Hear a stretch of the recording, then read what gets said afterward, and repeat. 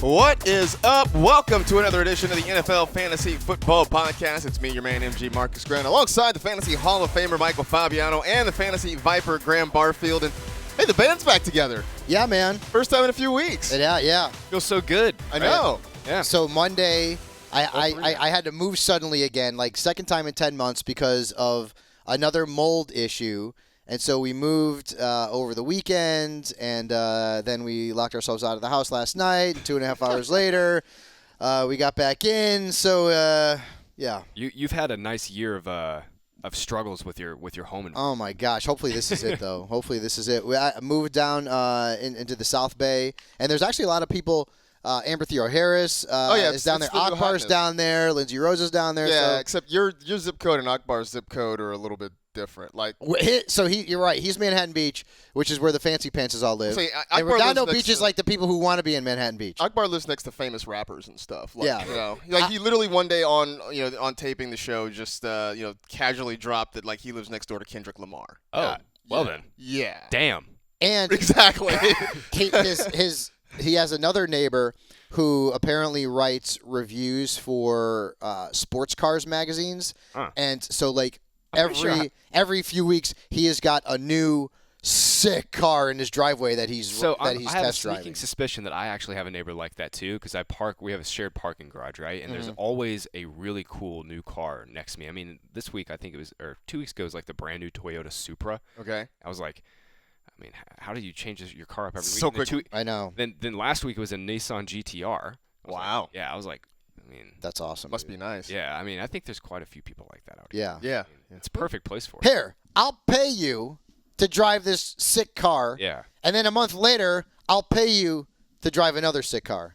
That's pretty good. I'm just excited there's a free shuttle to LAX near my apartment. That's all. That's it.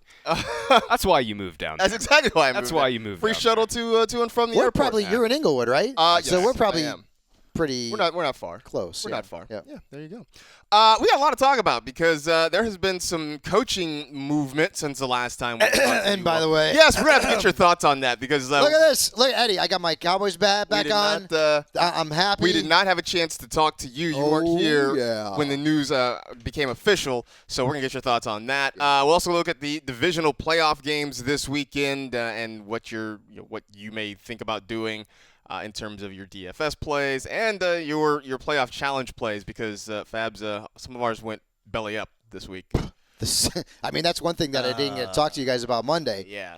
While I was dead on about the Titans, I was dead wrong about the Saints. What the heck happened there? I think a lot of people were wrong about this. My goodness gracious. Yeah, absolutely. Plus, there was a little bit of I won't say shenanigans. There's some things that went on in the DFS community again. So we'll kick that around a little bit too as well. I mean, there's to me a humorous angle to the whole thing, but we'll see. I think a lot of people aren't thinking it's quite as funny. But anyway, before we dive into all of that, we'll go behind the glass and talk to our faithful producer, Senior Edward L. Murphy, Esquire. Murph, what's up? Yeah, speaking of coaches, I thought it was this close to getting Jason Garrett. That would have been some material for the pod, but instead the Giants go and hire pretty much an unknown.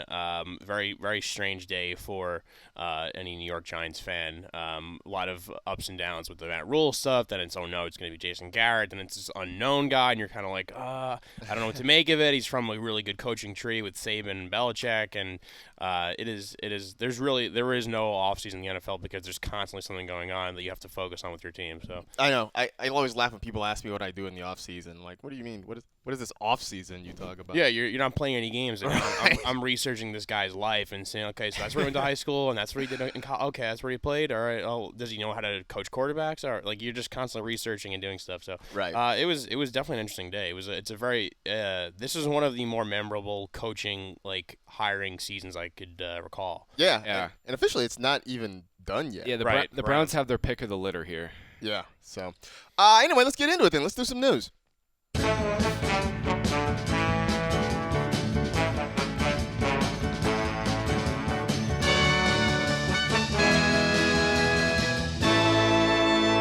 Let's do the news. Well, let's start actually by backing up because, as we mentioned on Monday, the Dallas Cowboys have hired Mike McCarthy as their head coach. Our resident Cowboy fan, Fabs, was not here for that, so we all with bated breath, have been waiting to hear your thoughts on the new head man down there in Dallas. I'm excited. I mean, it was a safe decision. Let's put it that way. Because McCarthy, had a ton of experience, obviously, had a nice run there in Green Bay, got to the Super Bowl championship with Aaron Rodgers. And I like the move. I know I was Urban Meyer, this kind of thing. And, there were some, I was like thinking, maybe John Harbaugh, But the Cowboys decided to go with a experienced head coach who has had a lot of success in the National Football League. I can't argue with that. And from a fantasy perspective, I mean, I like this move. Offensive-minded coach. This should be really good for the continued development of Dak Prescott as a quarterback because, again, McCarthy, despite what may or may not have happened with his relationship with Aaron Rodgers, he ended up coaching a guy who's going to go to the Hall of Fame, 5 years after he retires from this league. And I also love the fact that Mike Nolan is going to be on the defensive side. I actually sent him a message over the weekend congratulating him. He had done some stuff for us here at NFL Network, and he's a really good guy. And I feel like under his tutelage, you're going to see Jalen Smith and Leighton Vander Esch sort of even take their game to the next level. We hired Fossil as a special teams coach. There's just a lot to like. I'm excited about it. I really am because the Cowboys have a ton of talent, and now McCarthy gets the keys, to this engine and to this car, and I really think that this engine's going to start running on all cylinders in 2020. I'm interested to see where, because there was a report that came out last night that they're going to keep Kellen Moore as the offensive coordinator. Yes. And that'll be interesting because obviously that leaves a little bit of continuity behind with Dak and all these receivers. That maybe Mike McCarthy can get up to speed of what they've been doing and kind of build off of that. Because Kellen Moore, to start the year, I thought he called some pretty good games until Jason Garrett decided to be Jason Garrett and just took over. Right. Yeah. Well, again, and I had heard from a pretty reliable source that Jerry had told Jason just don't meddle with Kellen Moore for the first few games and let him do his thing. And then I don't know what happened there, but eventually we all know it sort of went downhill. So we'll see. I mean, I'm happy with it. Eddie is dealing with a guy who, people don't know a whole heck of a lot about. Of course, you talk about the whole, Bill Belichick tree and that kind of thing. So that always sort of, gives fans hope when a Patriot coach is hired by a team, even though he's really an unknown. But I know what I'm getting with Mike McCarthy.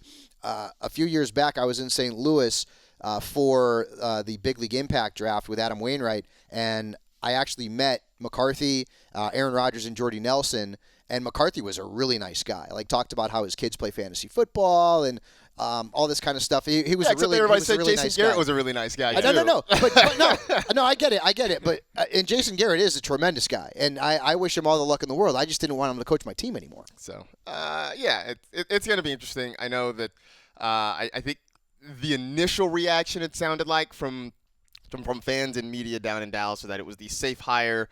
And I think everybody is cautiously optimistic going into that. And you did mention, Graham, it looks like Kellen Moore is going to stay. I know that, as of yesterday, he wasn't 100% on that. Right. He was thinking about maybe taking a job at the University of Washington, which gets him closer to where he grew up and that sort of thing. But it looks like he is going to stay in Dallas, and we'll see how he and Mike McCarthy sort of how they vibe and how they mesh. I don't know, that brain trust and if McCarthy truly has taken a step forward in terms of his just wanting to be a better coach and actually dives deep in analytics. Right. It could be a pretty interesting offensive brain trust because you mentioned it. The talent on their offense is just it's sick every man. single year. I mean, they were the top passing offense in the NFL this year and did not make the playoffs. That cannot happen. Yeah. I mean, that's just. It's mind-boggling how that happens. Staying in the division, though, as Eddie mentioned, the big news for the New York Football Giants is that they have hired a new head coach. Patriots assistant Joe Judge, who was their special teams coordinator / wide receiver coach. I know everybody has sort of focused on the wide receiver coach portion of his duties because, well, the Patriots wide receivers weren't very good this past year. But I don't even know. I think the big thing with Joe Judge is that no one really knows what to expect from him. People look at what the Patriots special teams did, and they were very good over the past 4 or 5 seasons. But in terms of everything else, he is so much of an unknown. They're going into this season, or the Giants are going into the season with talent. Daniel Jones is obviously the future quarterback. Saquon Barkley is there. They've got some good pieces at wide receiver and tight end, especially once Evan Ingram gets healthy. But, I mean, Graham, there's so much that's unknown here right now. The only thing we know about Judge right now is that he's spent roughly the last 10 years under Saban and Bill Belichick. He spent 3 seasons with Bama back from 2009 with the Crimson Tide, and since then he was with Belichick and company for the last couple of years. It's weird though, because this was completely outside of the box, because most people are expecting McDaniels to get a job, and he very well could still get a job with the Browns or Snarnekia, and it ended up being Joe Judge. I really don't have a lot. I mean, because we just really don't have a lot of information. I mean, there's pretty much no analysis that we can give right now, just because it's a completely unknown hire, and I don't. Dave Gettleman is a mystery to me. I'll put it that way. Dave Gettleman is he's a mystery to me, man. Like he is fighting for his job, obviously, and he's definitely taking an outside of the box approach here with Joe Judge. Yeah, it's funny. We talked on Monday, Graham, that you sort of had two ends of the spectrum when you looked at Cleveland versus Carolina, right? In Cleveland, you have pieces there, but you've got an ownership situation that has been problematic in terms of trying to win football games. In Carolina, you have an owner who seems committed to trying to win and to trying to do this. They want to bring in people who are deep into analytics and to have all these sort of forward-thinking folks. So you have an ownership that has the deep pockets and seems to have sort of the innovation to want to win, but the pieces are kind of meh. I feel like the Giants are sort of in between there, right? You've got some pieces, you've got decent ownership. There's just, I guess we just wait and see. And Gettleman, for better or worse, this past year, it's pretty clear he didn't know what he wanted to do, whether he wanted to tank, whether he wanted to try and play to win. It seems like he did a bit of both. The Golden Tate signing was a little bit bizarre to me. Letting Odell Beckham go, then paying Tate all of this money. And now they have a bunch of weapons. I mean, we talked about it at the end of the year. I mean, the Giants are loaded with weapons. And if Daniel Jones can take a step forward and not fumble so much and maybe make a few better decisions, he's going to be a big they're going to be looking really season. good. It's just who is going to run this offense now? Because Judge, I mean, theoretically is I guess the CEO type now, and I mean, he's a receivers coach with no offensive coordinator background at all. Yeah, so I guess we're going to wait and see, because he's going to select his own coaches. I think it was clarified though that the Garrett news was they are thinking about him as OC. OC, yeah. Oh, is that what? See, I thought they were thinking about him as head coach, and then they sort of pulled that back once they hired Joe Judge. Marcus is right. It was they requested to interview him Sunday night, and by Monday they kind of knew they were going to hire Judge. So the OC stuff was actually wrong. It was that they're trying to hire him. They wanted an interview for him. That's what originally made sense. Right. To me. Yeah. With the stink around Garrett, though, I mean, do you really think he's going to get a head coaching job immediately? No. He definitely would need an OC job. I would think so. And if you remember too, when the Cowboys hired him to be the OC, like he ended up being the hot name. He almost ended up being the Ravens head coach. Yeah. And so I feel like Garrett almost needs to get back into that OC role to sort of maybe build himself back up around NFL Garrett needs to get franchises. back into the OC role just so he can prove he can do more than clap. Yes. There's Correct. no way that the New York Giants fan base would have accepted Jason Garrett as the head coach. Or even offensive Or coordinator. even the OC. OC would be tough, but then again, anything probably is better than Mike Shula as quarterbacks coach and an offensive coordinator. But the Garrett head coach would have been a tough sell. Yeah. So we'll see. We'll see what happens though with the Giants OC. The team has said Judge will pick his staff, so we await to see how that works out. The Carolina Panthers have a new head coach, Matt Rhule, coming up from Baylor. That dude got paid, bro. Oh, man. He got paid, 7 years, $62 million. That's a lot of scratch for a guy who's coming into the NFL. That's on top of his buyout. I mean, yeah, exactly. His buyout at Baylor, which I don't know if I've seen the number, but it has to be. It was 6 or 7. I think it was 6 or 7 million too. Yeah. So Panthers all in or pot commit. I mean, they are in on 78 plus. Yeah, dude. Yeah, nice work if you can get it. 70 to 80 plus million. Yeah. So Matt Rhule takes over as the head coach for the Carolina Panthers. Now his calling card has been defense. Right. So I don't know what this means for the Panthers offensively, Fabs. I mean, they still have questions about what happens with Cam Newton, who their quarterback is going to be. That's Matt Rhule's biggest decision. Right. He's got to come in and figure out who the hell his quarterback's going to be. We know they've got Christian McCaffrey, DJ Moore, Curtis Samuel are going to be there. that's kind of it. Like, everything else is kind of a question mark. I know. Right now. And, I mean, Kyle Allen showed some flashes, and Will Grier looked terrible. I mean, like I don't know if Will Grier is going to ever get an opportunity to be a starter in the NFL. I know it was a very, very small sample size, but he did not look good. But, Carolina brought this guy in because he's turned programs around, right? I mean, Temple, they went 10-2 during the regular season in Rhule's third year.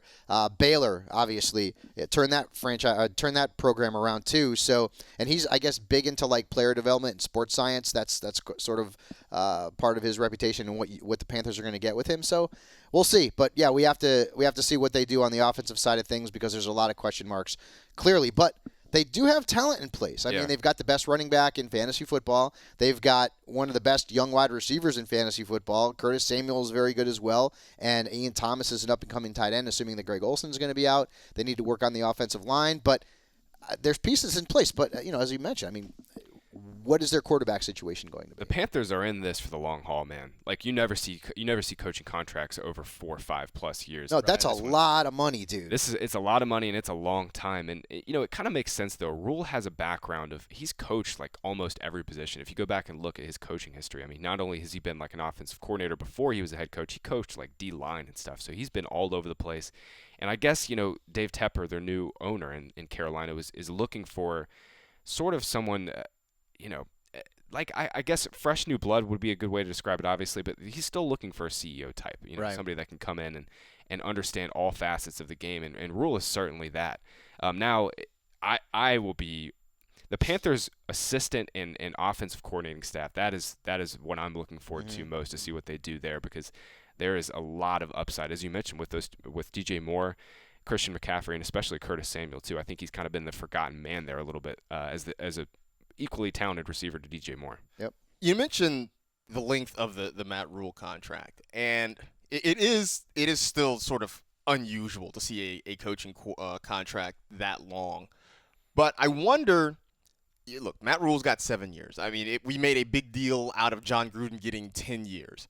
I'm not going to say that this is the wave of the future, but I do wonder if you are an owner with some patience, whether or not you're going to see more of this, because suddenly, if you're a head coach with this sort of stability and job security, right, you can make some decisions that you can let them play out a little bit. I also wonder if the Panthers and Dave Tepper felt like they needed to be very aggressive with Rhule, because Rhule was linked up with the Giants for the last month. They didn't want him to get on the plane. And Eddie, I wonder, a tear coming from your eye?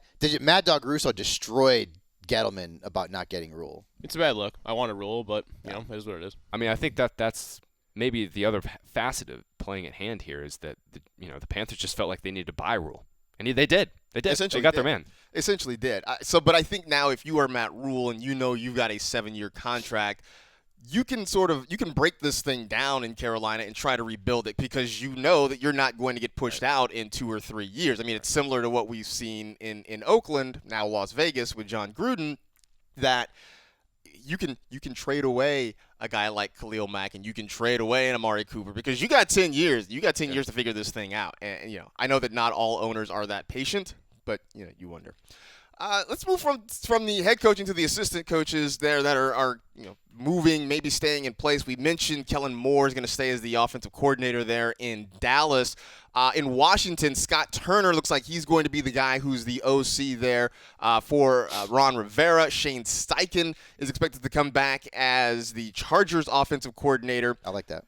I like that a lot, too, because we saw when Steichen took over, that offense kind of got going a little bit more. Now, Phillip Rivers sort of had his stumbles down the stretch. That's putting it nicely. But that ground attack with Gordon and Eckler, I mean, that's so much better. And boy, I mean, if Eckler is the featured back in that offense next season, like, is he a top 8 pick?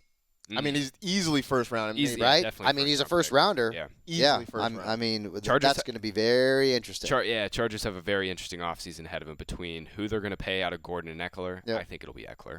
And what they're going to do with Phil Rivers. Yep. And back to Scott Turner, of course, I'm very familiar with Norv Turner because he was the Cowboys offensive coordinator for years. And he's always been a guy that in fantasy you've kind of liked. Right. as a coordinator or a head coach, because typically he's going to get the most out of his running backs. He's going to get the most out of his tight ends. So, and Rivera brought Turner in because, well, familiarity, because of course he was the guy, he's the quarterback's coach for Carolina, and he's 37 years old, a young guy, and I like this hire for Darius Geis, and if Darius can stay healthy, I really feel like, depending on what happens with Adrian Peterson, which I don't know if they're going to bring him back or not. You know, he's long in the tooth is sort of. I mean, still balling though. He is. But it's incredible. If Darius could ever stay healthy, man, with Turner calling the shots, if he's going to be sort of a mirror of what his dad has done over the years, you can look back at Norv Turner's history, and he's coached some hell. He's great running backs during his time. I thought Scott Turner did a really good job with that Panthers offense. He was hamstrung with his quarterback situation. Losing Cam Newton, having to kind of push Kyle Allen through, and then at the end of the year, as you mentioned with Will Grier, I mean that took a lot of wind out of his sails. But I thought he did a good job otherwise. I agree, and they kind of had to manufacture this past season on the fly, because obviously they were expecting Cam to be back and 100% off his shoulder injury from 2018, and just got unlucky in the preseason with the foot injury. So they kind of had to put this thing together. And Kyle Allen, for better or worse, I mean, he definitely, I think as the sample size grew larger, we learned that Kyle Allen is probably not going to be a starting quarterback in the NFL. But he had some big games, and they schemed him to success in some games this year. Yeah. Speaking of quarterbacks, well, we got what I think a lot of people expected. Tua Tagovailoa has declared for the 2020 NFL Draft. He is leaving the University of Alabama. He had his season unfortunately cut short because of a hip injury, but right now he is a top 3, top 5 prospect in the draft. I know that, in terms of maybe redraft leagues and that sort of thing, his value may be sort of limited because we don't know what his injury situation is going to be next year. But Fabs, I would think that dynasty leagues, keeper leagues, Tua's going to have quite a bit of value this year. Here's a question for you. Do the Redskins, who have the number 2 overall pick in the draft, decide this guy's too good for us to pass up, and they end up taking him even though they took Haskins last season? Sort of like what the Cardinals did with Josh Rosen versus Kyler Murray? Yes. Both the Redskins, that's interesting. Both the Redskins and the Lions are in very interesting positions to be able to basically set their price and make Miami move up, because if they're in on Haskins at number 2, they would theoretically want to maybe move down and get a king's ransom for that pick. So someone can move up and get 2. It's pretty clear. I think as the dust is settled with Tua's hip injury, it's pretty clear, and he's probably still going to be a top 10, top 15 pick. Oh, I would think so. I would be shocked if he fell out of the top 15. Poor Josh Rosen. Well, yeah, I mean, that dream is in some ways poor Josh Rosen, but in other ways he hasn't done anything. I get it. And look, I say this is a guy who, I waved the flag. Same here. Josh Rosen. Yeah. You know what's going to happen next season? Ryan Fitzpatrick can be back with the Dolphins. Of course. Yeah, he will. Quarterback to open the season. Well, it would make He's going to be awesome. It would make so much sense to have Fitzpatrick and Tua, because then you could just wait, when if exactly Fitz, and right. Wait until Tua is 100%. You mentioned though, I mean, with Rosen, if Ryan Fitzpatrick comes in and makes the offense look that good, make Devontae Parker that good, Josh Rosen's never getting off the bench. It's not going to happen. Although when I do my way too early rankings for 2020. Devontae Parker is going to be really hard to rank because he's awesome. I don't know who's going to throw him the football next season. He is. I hope it's Fitzpatrick. And the Dolphins are definitely in the market to get some receiver help too, because their depth is pretty pretty minuscule. And it is a good wide receiver draft class too. I mean, and we'll get into very it good later. year to need a wide receiver. Yeah. We'll get into it obviously as the weeks and months go along, but this is a very good wide receiver draft class. So there we go. Last bit of news here: Tom Brady reportedly played through a foot injury late in the season. This is to go along with the elbow injury that a lot of people knew about that had sort of been nagging him most of the year. He did put out a statement, I believe it's on Instagram. Yeah, a very lengthy one. Very long one. I admittedly haven't read through the whole thing, but the gist of it is he's not done. He thinks he has more to offer. He thinks he can be better next year. He wants to keep playing, whether that is in New England or somewhere else. Graham and I talked about on Monday what it might look like if he's not in New England, where he could go to be productive. It'll look really weird. It'll be like Emmitt Smith wearing a Cardinals jersey. Yeah, I was thinking about that because I was having a Twitter chat with our pal Rumford Johnny, and who is a smart guy, good fantasy guy, big Patriots fan as well. And one of the things I did come up with was, if he were to leave, and I'm not saying this just because I'm a 49er fan, but seeing him in a Niner uniform would be less jarring than seeing him, say, like in a Charger uniform. Like Tom Brady in a Charger uniform would look just weird. Yeah. Maybe it's because the Patriots wear red occasionally that seeing him in a red jersey wouldn't be quite as bad. I don't know what it is. Did that help the transition of Joe Montana from San Francisco to KC because it's 2 shades of red for you? No, what helped the transition of Joe Montana to Steve KC Young? was Steve Young. Right. That's what helped that. I think you're just trying to reprise the most handsome quarterbacking room in the NFL. Right? Between Brady and Jimmy G again, it would be amazing. But I mean, like, then where do the Patriots go at quarterback? That's the big question. Jarrett Stidham? I don't know. I don't think so. I mean, that's a long way to fall from the greatest quarterback in the history of the National Football League. The Patriots aren't known for trading up in draft. They tend to trade down. They tend to stockpile picks. But do they try to make a move and see if, like, I mean, is it possible for them to move up enough to get a Justin Herbert potentially? Do they pray that somebody like Tua's not going to fall far enough? Fall that far. Because they've got to make a decision. And I don't know that there's anybody in that building that can be the next guy for them right now. There's not. It'll look really weird for him to be in any other jersey. Oh, absolutely. And I listen, ultimately hindsight's 2020. Maybe it would have been, great for him to like go out on top. They beat the Rams. They win the Super Bowl. John Elway-esque, Randy Cross-esque. I always say that because he's a good dude. Going out on top. But now, like, I feel like, after this year. And, people are talking about, Brady used to make his wide receivers great, and this year everyone complained that his wide receivers weren't any good, and maybe because he's 42 years old and he's lost a step that this is sort of the start of, his statistical downfall. He's never going to lose the legacy because he's the GOAT. But I just really would hate to see him go somewhere else and be an average NFL quarterback. I don't know. That's just me, though. The one thing I think about is, and I wasn't alive for this, but like people older than me always refer to Willie Mays playing with the Mets. And they always talk about Willie Mays, who had been so great for so long with the Giants, playing for the Mets and like falling down in center field. And it just, for people who had watched him for so many years, just kind of cringing at that sight. And I think that's what people are.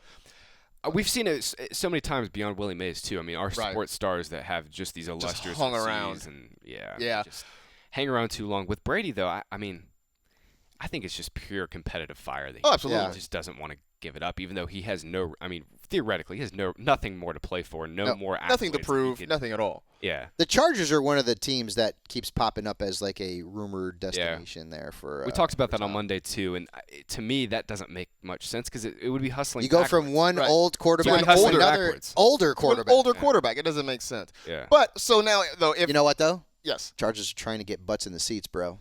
Yeah, but I also brought that up too though. What will put butts in the seats consistently is winning games. Yes. Like the Tom Brady, the shiny new Tom Brady toy, that wears off in a town. There were lots of superstars in Los Angeles, right? So like you don't have to pay to come out and watch one. Like you go to the Grove and see somebody walk by.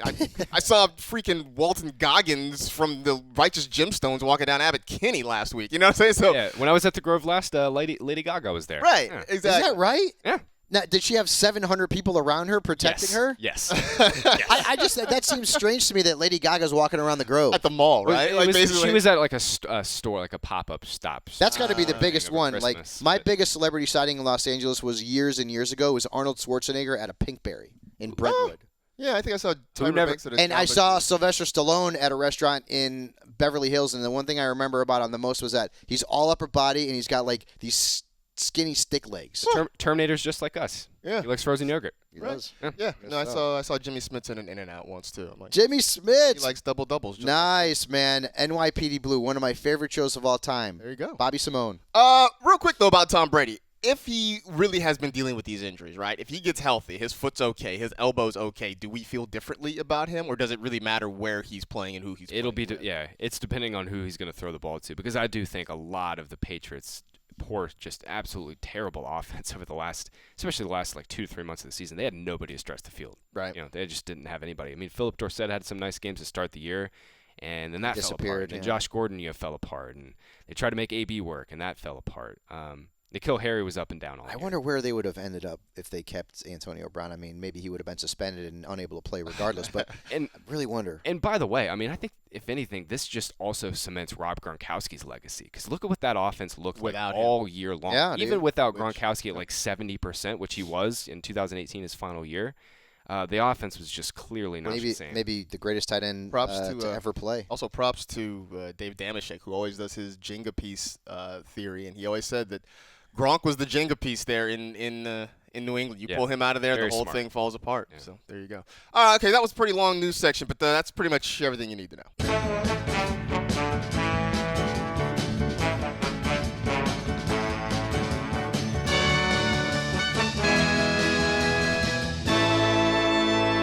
That was the news. All right, let's run through the divisional playoffs because, well, we're not going to have another podcast before those games kick off on Saturday. So let's start. Vikings at 49ers. The Vikings, a surprise team here in the divisional playoff Big round. surprise, pretty much everybody outside of the land of 10,000 lakes thought it was going to be the Saints moving on, and they would have played the Packers, and it would have been the Seahawks. How happy are you, though? Was he glowing on Monday? You know what? Was he glowing? I will say that I feel like you were glowing. The team that worried me the most was probably the Saints. Yeah. Of course. And now you got the 6th seed on your home turf. Yeah, but now I'm like, the Vikings are hot. so now there's Are they there's really, though? They won one game. Man, they went into the dome to do it. No, Yeah. I get it. But the Saints, like that's going to go down in history as like one of the most cursed postseason runs. And who knows, maybe they're going to make another one next season. Breeze is 41? They'll have one more shot probably. I mean, with the whole issue and that call that should have been made but wasn't on the PI last season. I mean, the Saints have had some really they won the Super Bowl with Breeze, but I mean, overall, they've had some bad luck in playoffs, man. So they are done. The Vikings move on. Dalvin Cook had another solid game, outstanding game against the Saints. Can he do that on the Niner defense? Do we have a level of confidence about Dalvin Cook against this? That's obviously going to be the Vikings' game plan. It's going to have to be. Yeah. But, the Niners gave up the 4th fewest fantasy points to visiting running backs. They were really tough on that position at home. They were giving up right around 16 fantasy points per game at that position on their home turf. So it's going to be a tough call. We did see the 49ers run defense start to kind of show some cracks at the end of the year, but they're getting healthy as this postseason wears along. They're basically get 2 weeks off here, and they're getting some key pieces back from injury. And I know you're trying not to be super optimistic about your Niners, Marcus. But dude, this is such a better spot. You're lined up. Like you're lined up for a rematch against Baltimore. Yeah, you really are. Which I don't want to look that far ahead just yet. I know, but I got to tell you, you guys can go ahead. The Packers don't scare me. If I'm a Niners fan, especially after you guys boat raced them earlier this year, Seattle. I mean, the Eagles lost Carson Wentz, and then that was basically the end of them. You guys are in a great spot. I'm not trying to, because I hope for you that they win it all, but they're in a really good spot. Man. They are, and if they get D Ford and Quan Alexander back this week, which they are expected to, it looks like they're going to get both of those guys back, and even maybe Jaquiski Tartt. That's going to allow them a little more flexibility out wide. Yeah, it's humongous. 49ers are 4-1 in the postseason against the Vikings, including wins over the Vikings en route to Super Bowl victories, 2 Super Bowl victories. So I mean, I remember this. You remember like those games where the Vikings had the old white jerseys with the purple and yellow on the shoulder pads. I also feel like the one they lost, if I'm not mistaken, was the game where Anthony Carter just went berserk against them. Carter. Yeah. Okay, so you mentioned the Jaquiski Tartt back, which does add something to that secondary. Is Adam Thielen back? He finally had a big game. We had been waiting for this since he came back from injury. Finally saw that from him this past weekend. Does this mean he's for real back, or was this just sort of a one-game thing for him? He's back. He's got to be back because he had so much time off between, re-injuring the hand. He got hurt in Week 7, then re-injured it in Week 9, ended up basically not playing essentially for the rest of the season. Got a few targets in the final 2 games of the year, but clearly was not his full self. And then he got Week 17 off. So with all that time off, and we know how hamstring injuries can nag.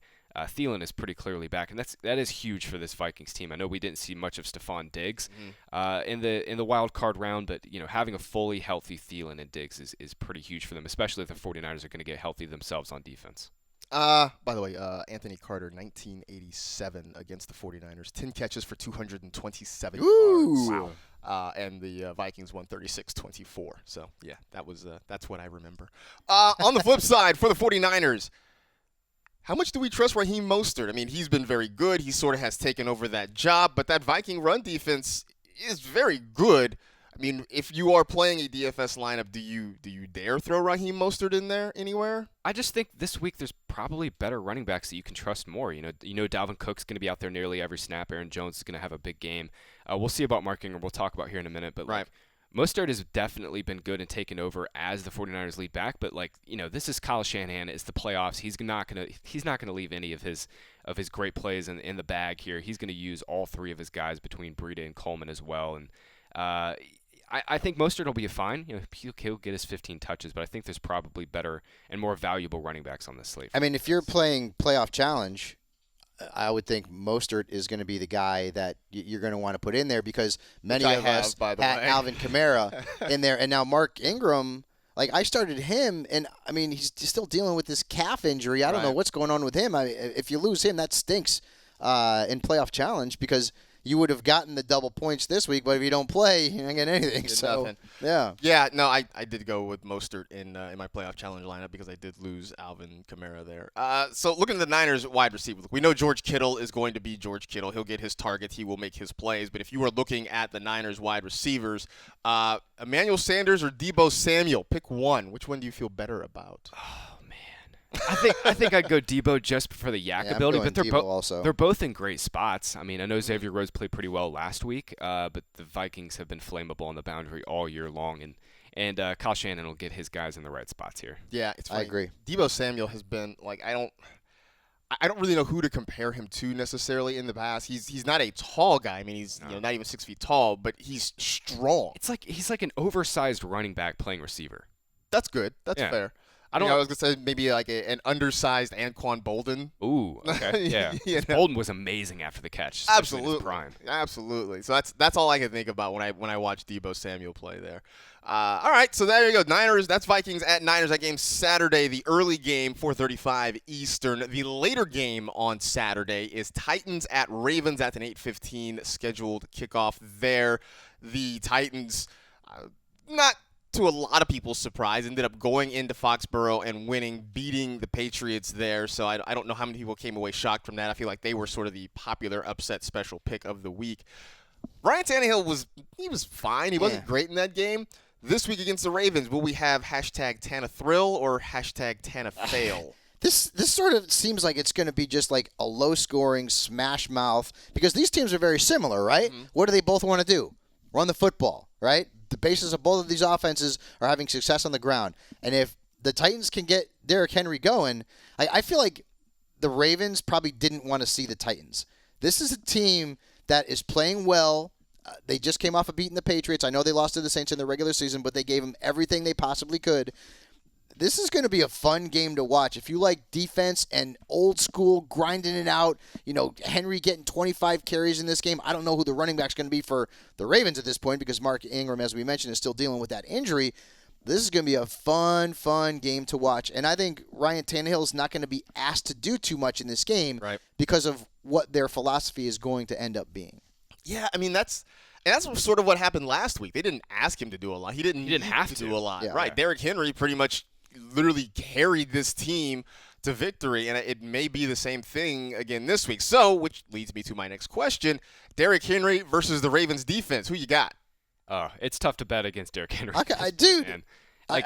Ravens run defense is, they'll tighten up. They're at home. Obviously have a lot of talent up front there to stop the run, but Derrick Henry has just been a man possessed.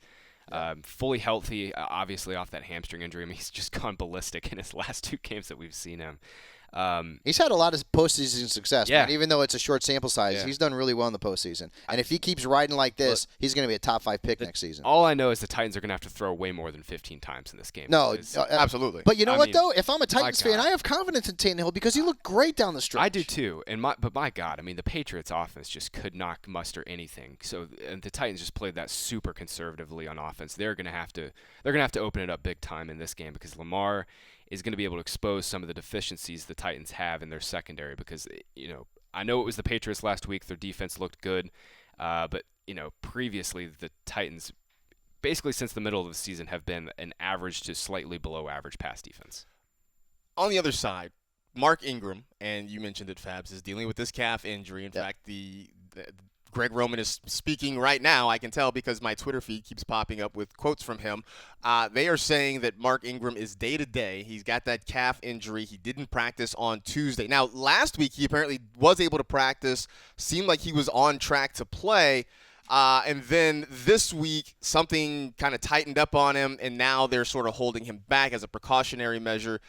I mean, do we have any confidence in this recovery that he's going to be able to play? And if not, Gus Edwards, Justice Hill, which one of these guys intrigues you? Yeah, Gus the Bus.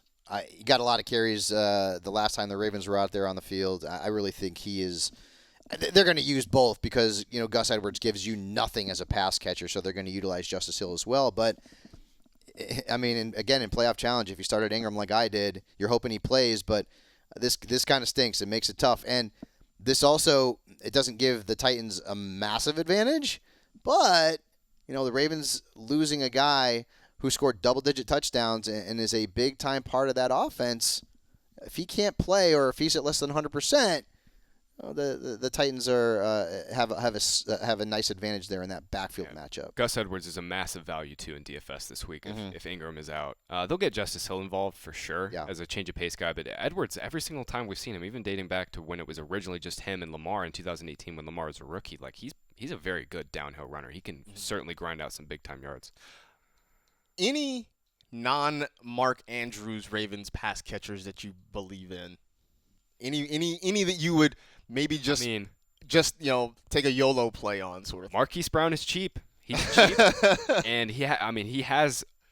Right, he's only going to see 4 or 5 targets, maybe. You just hope one of them ends in the end zone. Exactly, but you hope one of them is like 70 yards downfield and he splashes on it. Yeah, I mean Marquise Brown is always a fun kind of just dart throw type play for DFS. But other than that, if they spread it around, they'll get the ball to Will Snead, especially if Mark Ingram's out too. They'll probably rely on Mark Andrews a little bit more too as a pass catcher. Yeah, I mean Tennessee, they gave up nearly 9 catches to perimeter receivers. That's near the top of the National Football League in terms of the most. So, yeah, he's one of those dart throws, man. He's certainly one of the dart throws, and I don't know that they're going to change the offense drastically or at all if Mark Ingram can't play, but that could open up some more opportunities for Hollywood. The Titans not having Adoree Jackson too is potentially huge. He's their speed corner, and that's one of their guys that could keep up with Marquise Brown. He could return this week. He played for the Patriots but didn't practice on Tuesday. He's still really banged up. Yeah, I would say Mark Andrews also limited in practice, although it looks like he's going to play, so we'll see. Moving on to the Sunday games. We'll start with the Texans and Chiefs. That is the early one, 3:05 Eastern Time. All right, pick one. Carlos Hyde or Duke Johnson. Last week we did this, Fabs, and I don't think we picked wrong, but early on there was a whole lot of Duke Johnson, which sort of surprised me. By the end, Carlos Hyde sort of, I won't say took over, but he ended up being the top running back. But so let's do this again. Carlos Hyde or Duke Johnson? Where would we go for this one? Do we have to? I mean, the Chiefs' run defense hasn't been good this year. Yeah. Down the stretch, it wasn't as bad. I mean, and Hyde, 16 carries for 48 yards. That ain't all that great. He had a 5-yard touchdown catch. That was it. So if I'm leaning on Carlos Hyde to catch passes, I'm not a fan of either. I'm not. If I had to pick one because I know the touches are going to be there, it'll be Carlos Hyde. But Kansas City's defense played really, really good down the stretch. Yeah. Chiefs' run defense is really, really good, but Hyde has been one of the most game script dependent running backs in the NFL. And when the Texans lose, Carlos Hyde is basically unusable for fantasy. And for better or worse, Duke Johnson. He only gets a couple carries in the game, but he's involved as a pass catcher there for sure. And if the Texans get down, it'll be DJ. If you're a Bears fan, can you possibly watch this game? Do you know where I'm going with this? Just because you're sweating those Trubisky bullets. Patrick Mahomes and Deshaun against Deshaun Watson, both of whom could have been wearing Chicago Bears uniforms if the Bears were smart. If they didn't get hornswoggled into trading up for a guy that the 49ers had no intention of taking whatsoever. John Lynch absolutely stole Ryan Pace's lunch money. Seriously, I'm saying, if I'm a Bears fan, I can't even watch that game. I every time Watson makes a play, oh boy, that was amazing. That guy is Houdini, what he did against Buffalo last week, avoiding that sack. And, Mahomes is Mahomes. you got to be sick. You got to be sick. Sick. All right. So along that line, choose your fighter, Deshaun Watson or Patrick Mahomes this week. I love Mahomes, but I'm going with Watson here. Just because every single time we've seen the Texans get behind, Watson has to put the team on his shoulders. He just goes nuts for fantasy. Not only just trying to push the ball down the field aggressively, they might get Will Fuller back this week too, finally. I saw that, he is still dealing with a groin injury up in the air at the moment. Will Fuller's natural state is day-to-day. So, I mean, based on the numbers, you're taking Watson, I would think, because he's about $1,000 cheaper on DraftKings than Mahomes. He's cheaper. $800. And if the Chiefs get ahead in this game and Watson has to chase in the second half, I mean, it's always bananas for fantasy. And he is still he's definitely more likely than Patrick Mahomes to get you a rushing touchdown as well. Sure. So that's definitely worth bringing into play. Any Chiefs that you'd consider beyond the big three, right? Mahomes, Kelsey, Hill, those guys are going to be in a lot of lineups. Anybody that you would even look at beyond? Look, I know Damian Williams burned a lot of people this year, myself included. But in his past 2 games, I mean, he was quietly reinserted as the Chiefs' top back in Week 16. Saw 19 touches, followed that up with another 16 in Week 17. Look, I mean, every time we've seen Damian Williams on the field, especially since he got healthy in around middle of the season, he's been really good. He's produced for fantasy. It's just the injuries that have been a big problem for him. And obviously the Chiefs have clearly, LaShawn McCoy's clearly fallen out of favor there in that backfield, and they really don't have anything else. They don't trust Darwin Thompson, so I'm expecting a big workload for Damian Williams here. Now he's fully healthy, and he's got another week off. Houston gave up the 5th most fantasy points to running backs during the regular season. They gave up 4.6 yards per carry. So he could end up being a pretty decent value this week, no question about that. And if you think the Chiefs are going to the Super Bowl, well, I mean, he's a huge value. He's a nice playoff challenge option. Yeah, there you go. All right, last game of the weekend, Seahawks at Packers. That is Sunday night, 6:40 Eastern Time kickoff. Is DK Metcalf the wide receiver 1 in Seattle now? I mean, it looks like it. Right? Although we did call that last week because Philadelphia has been awful against perimeter receivers. Awful. Terrible. I mean, and decaf Metcalf, which I think they have a drink now for him, right? They have a drink for him some company like in Georgia or something. Yeah, he's got so coffee now. How the hell did he fall in the draft? Because he had a bad 3-cone drill. I mean, who gives a rat's patootie? I mean, actually, overall, though, for all the time the in an combine NFL game, was you like, have to run around 3 cones. How did he fall that far? One of the craziest spectacles I've ever seen in any sporting environment was simply watching DK Metcalf run the 40 live. Where you and I were I remember sitting there, and it was weird because for those of you who I know most people don't get to go to the combine. They don't put on on the board what the time is, but now in this digital age with Twitter, people who are watching it on TV are posting the time, and you could just hear this murmur just go through the crowd. I had never seen anything like that before. I don't know if Metcalf's their number 1 because Tyler Lockett's just that damn good. But DK and Tyler together for the next couple years with Russell Wilson. I mean, could you imagine? There's literally not a better pairing for Russell Wilson in terms of just like what we know Russ loves to do, dropping the ball in the bucket, getting his guys in terms of timing, and Metcalf has just proven to be such a great asset for them and such a perfect fit for this offense. It's DK Metcalf's season, I think, speaks to sometimes our over-reliance on drills at the combine, but also having a coaching staff that can understand your strengths and weaknesses and allow you to – look, everybody talked about how bad his 3-cone drill was. It's like, okay, well – then we'll have you run routes that don't necessarily involve that. And he landed in a spot where a team had just lost, their number 1 wide receiver in Doug Baldwin, who decided to, walk off into the sunset there and retire. Yeah. And the opportunity, boom, and wait. Was right there. You just wait until DK Metcalf can consistently run out routes, because if he can start just making 1 or 2 extra moves in terms of instead of just moving straight moving very fast in a straight line going downfield or across the field. If he can develop and get an out route or something like that to kind of just throw off defenders a little bit more, he is going to be completely unstoppable. He might already be completely unstoppable. I can't wait for the off-season narratives if he ends up going to like a couple of yoga classes to get loose. And that was like the big knock on him, right? Like he needs to do some yoga, do some stretching. Oh my God! I can't wait to see Instagrams of him at like Pilates or something like that. Shocker! Crazy. Shocker! A dude who is 229, 230 and runs 4.3 flat nearly is good at football. Who would have thought? I mean, and look at the wide receivers that went ahead of him. Like you're looking J.J. Arcega-Whiteside went ahead of him. Yeah, Paris Campbell, although, the jury's still out. Andy Isabella, the jury's still out. But imagine, if the Patriots had taken him at the end of the first round instead of N'Keal Harry, although I still think N'Keal Harry I'm still waiting will be to fine. But, oh, my goodness, that would have been the Eagles have big help for the Patriots. Eagles have to be kicking themselves on Metcalf because they desperately needed somebody to stretch the field all year long, and they never got it. Well, I think they were hoping Deshaun Jackson. They wanted to be Deshaun Jackson, but his injury situation was completely mishandled. As a side note, is this the last we've seen of Deshaun Jackson? Do you think he was working out in anticipation to come back? All right.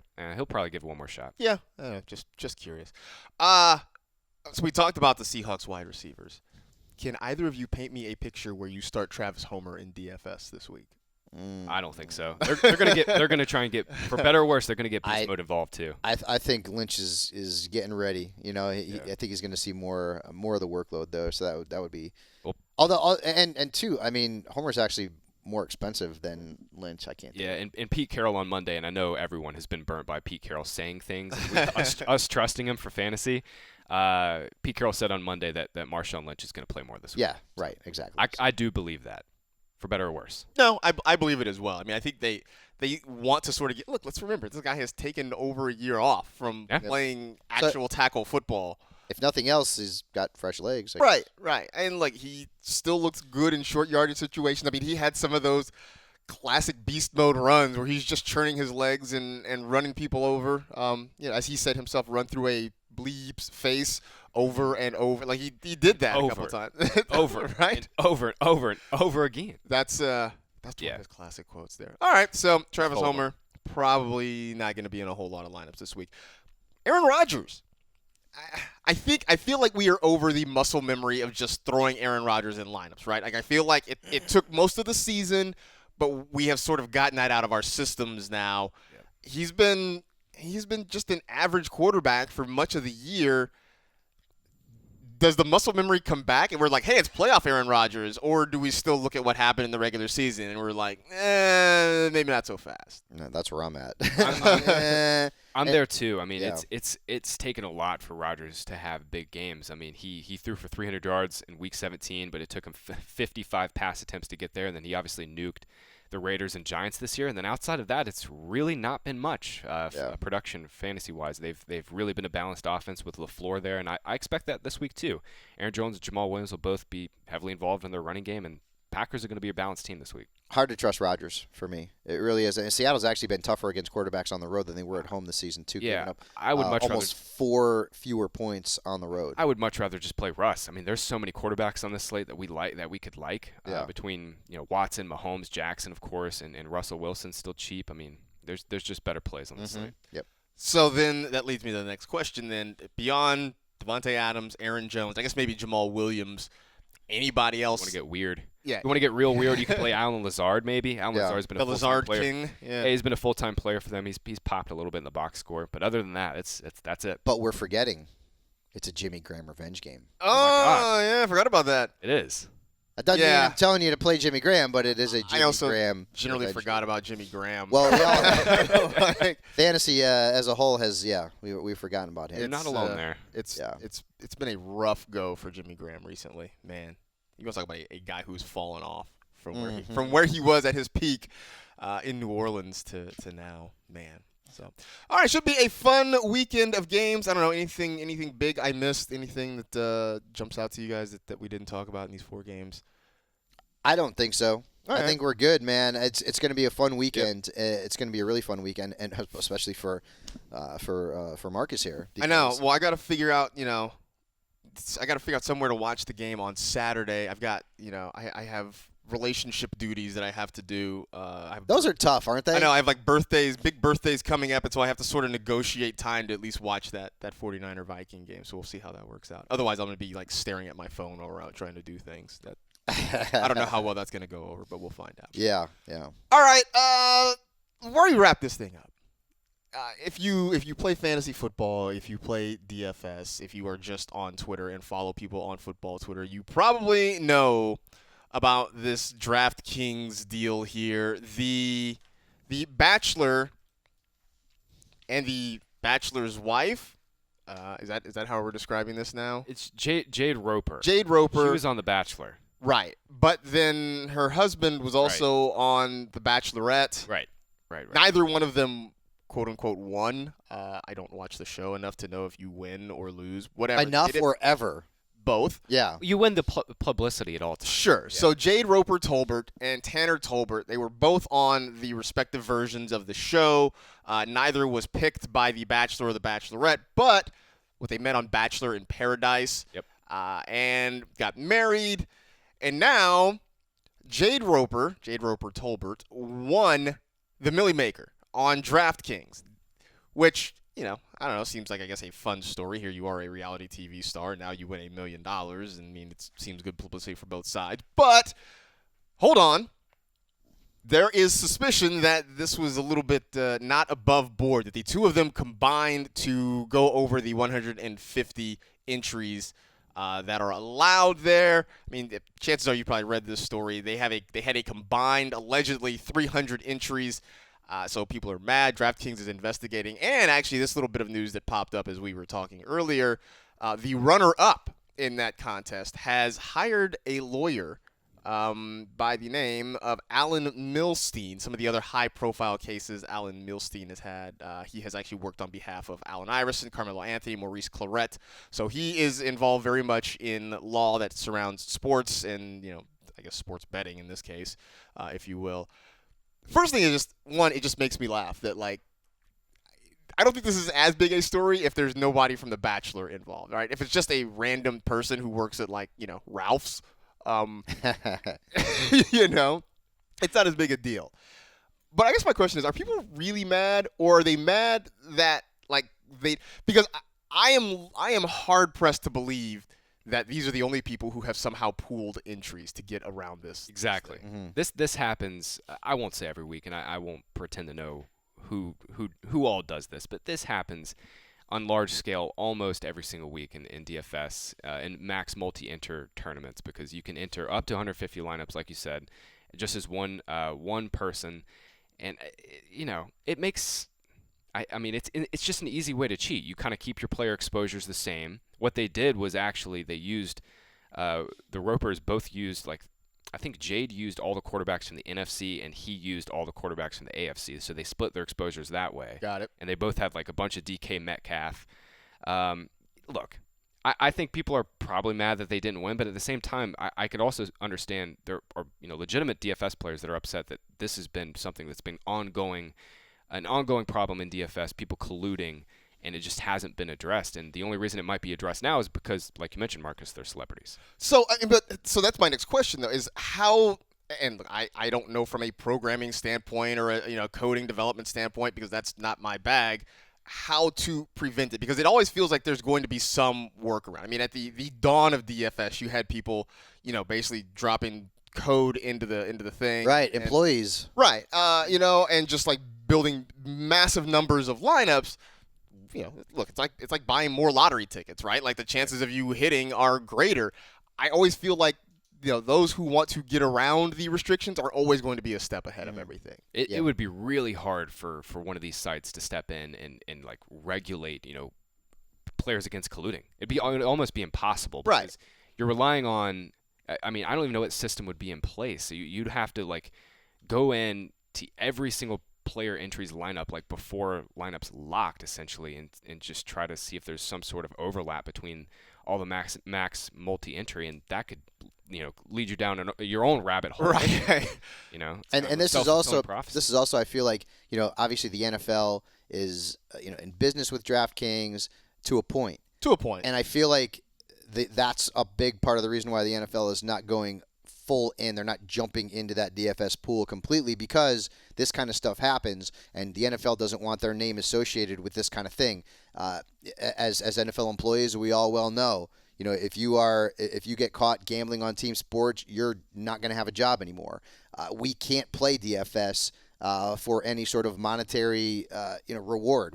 If you watch Fantasy Live when we do our DFS, you see yes. a big giant disclaimer. Yes, at the bottom right. of the I do game day morning, and this big giant thing is on the bottom. So the NFL is and it's smart.